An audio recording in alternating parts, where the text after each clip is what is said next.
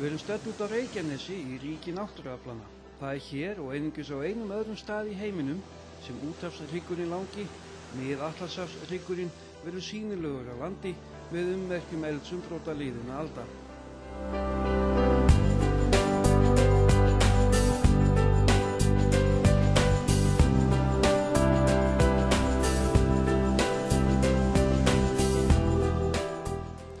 Við ætlum að labba áhugaverða gönguleið umhverfis Reykjanestána og skoða merkilega sögu og forvitnilega jarðfræði svæðisins.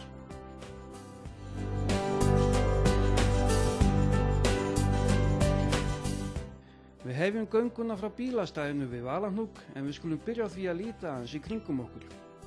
Hér sjáum við til Eldeyjar sem er með stærstu súlubyggðum í heimi. Hún reis úr hafi í eldgosahrynu sem hófst hér á Reykjanesi snemma á 13. öldinni. Eldey stendur á Reykjaneshrygg sem markar skil tveggja jarðskorpufleka, Norður-Ameríkuflekans og Evrasíuflekans og er hluti af úthafshryggnum mikla. Þarna eru síkvik öfl eldvirkninnar að verki og hafa eyjar myndast á hryggnum í eldsumbrotum en horfið jafnóðum fyrir ágangi sjávar. Ein þeirra reis úr hafi árið 1783 og hlaut nafni Nýey. Ætlaði danski kóngurinn að slá eign sinni á hana, en áður en til þess kom, hvarf hún í hafið. Vita er að minnstakosti 10 eldgos út af Reykjanesi á sögulegum tíma, en allmikla líkur á 3 til viðbótar. Hér mætir okkur þessi skúlptúr listamannsins Todd McGrain af geirfugli sem horfir í átt til Eldeyjar þar sem síðustu heimkynni hans voru. Geirfuglinn er hluti af alþjóðlegu verkefni sem ber heitið The Lost Bird Project og felst í því að skúlptúrum af útdauðum fuglategundum var komið fyrir þar sem síðustu heimkynni þeirra voru. Talið er að síðustu 2 geirfuglarnir hafi verið drepnir í Eldey þann 3. júní 1844. Skammt undan landi stendur þessi klettadrangur sem nefndur er Karlinn. Sagt er að hann standi alvotur upp að hnjám en kerlingi mun hafa látið undan eyðingarmætti haföldunar fyrir löngu og sokki í sæ. Klettur þessi er það sem eftir stendur af vegg Elgíks sem þarna myndaðist í Reykjaneseldum á 13. öld.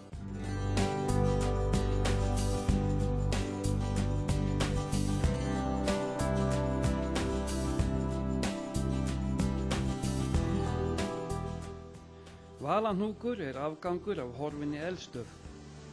Þar uppi stóð fyrsti viti Íslands byggður árið 1878. Í jarðskjálfta árið 1887 mynduðust sprungur í undirstöðu vitans sem var steinhlaðin. Þótti þessi staðsetning ekki örugg til frambúðar og var hafist handa við byggingu núverandi Reykjanesvita 20 árum síðar. Valahnúkur er mest allur móbergi sem smám saman molnar niður fyrir ágangi sjávar, veðra og vinda. Þegar hluti af veggjum gamla vitans var fallinn í hafið, tók hópur áhugamanna sig til og réðist í að bjarga því sem eftir var af hleðslunni. Voru leifar vitans þá fluttar niður á brúninni þar sem þær liggja nú. Þessi mynd er tekin af vitanum nokkrum árum áður en hann var fjarlægður og á þessari gömlu ljósmynd má sjá hvernig hann leit út. Það er að gera að hefja gönguna með því að rölta upp á Valahnúk. Fólk er þó ráðlagt að gæta fóta sinna og fara ekki nálægt brúnunum sem geta verið varasamar.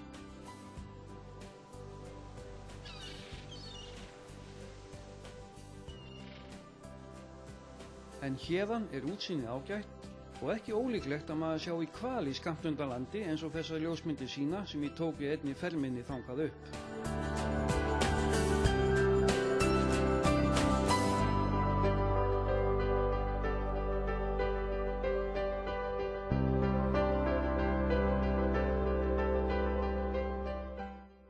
Við göngum niður af Valahnúki og beygjum á hægri hönd niður í gjána.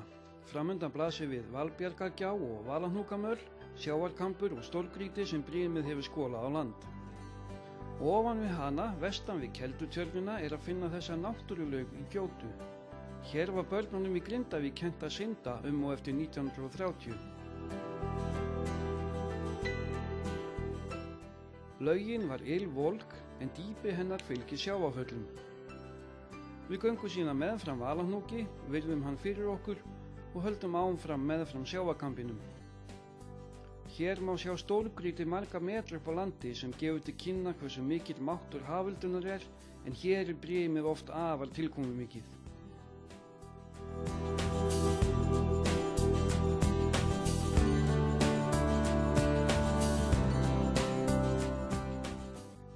Hér má einnig sjá vitnisburð ógnarkraft brimsins.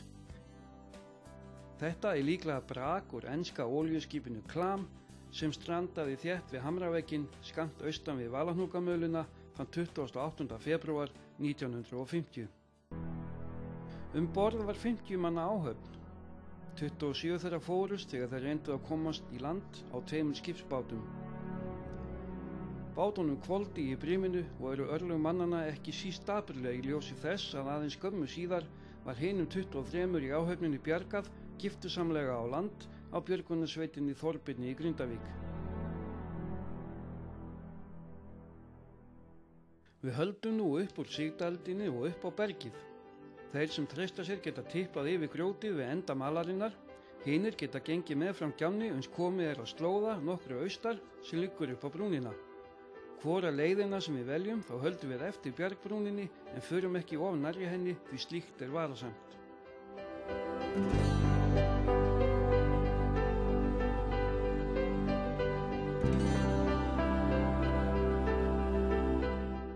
Eftir skamma stund rekust við á þessa festarbolta en þeir voru notaði til að bjarga því sem bjarga varð úr olíuskipinu Klam. Hér hefur mikið hraun runnið í sjó fram. Hraunið og hafið berjast yfiráðin og eins og það sjórinn sem hefur yfirhöndina. Hér mikið landbrot. Hafið nagar stöðugt af ströndinni og eins og sjá má á þessum myndum sem teknar eru frá svipuðu sjónarhorni með 20 ára millibili. Skammt innan við svokallaðan Blásíðubás þessi forvitnilegi sjávarhellir sem hægt að kíkja inn í.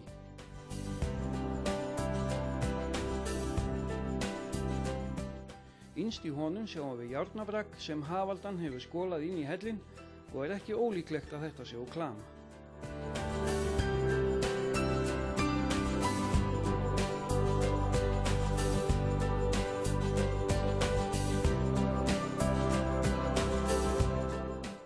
Eftir að hafa skoðað hellinn höldum við í átt að litlum vita yst á nesinu við sjálfa Reykjanestána, skammt innan við svokallað Skarfasetur.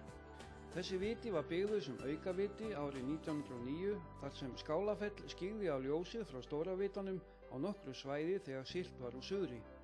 Sökum smæðar sinnar hefur hann verið kallaður hálfvitinn. Hann gekk fyrst fyrir gasi og var einn fyrsti sjálfvirki vitinn við Íslandsstrendur.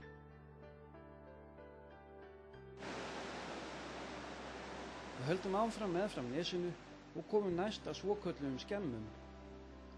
Hér forkunnafagur gatklettur sem gaman að skoða.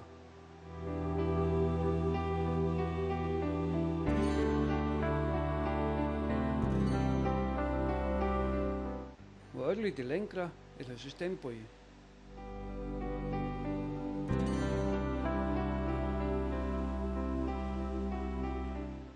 Við fylgjum núna stigunum. Við sjáum til Skálafells, þangað sem för okkar heitið. En áður að gera að kíkja inn í þessa forvitnilegu misgengiskjá beint framundan. Þar stórbrotið landslag sem við virðum fyrir okkur stund.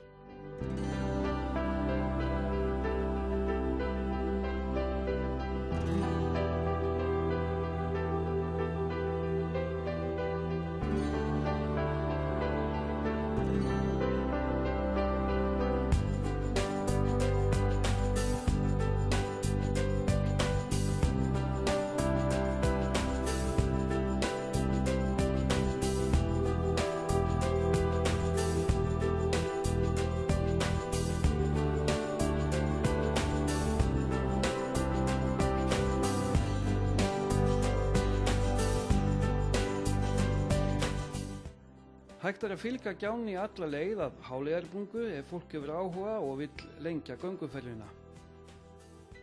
Við ætlum ekki inn á Háleiðarbungu að þessu sinni heldur snúum til baka úr gjánni og aftur inn á gönguleiðina þar sem við tökum stefnuna á Skálafell. Bergið sem gengur í sjó fram á þessum slóðum og við höfum gengið yfir á uppruna sinn í Skálafelli sem 78 metra hár hraunskjöldur eða dyngja sem hefur orðið til eftir síðustu ísöld. Úr henni komið langmesta magn hrauna á utanverðum skaganum. Gígurinn á toppi Skálafells 450 metrar að þvermáli og rúmlega 20 metra djúpur.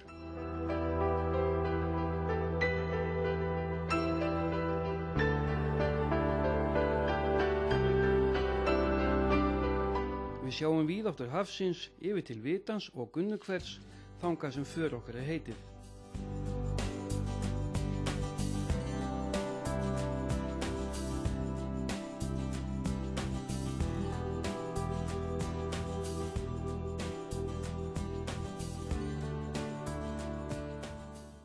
Af þessu hverasvæði dregur nesið nafn sitt. Frægasti hverinn nefndur Gunnuhver, en reyndar þetta háhitasvæði almennt orðið kallað því nafni. Hverinn kenndur við konu Guðrún Önundardóttur hét og hennar getið í manntali árið 1703.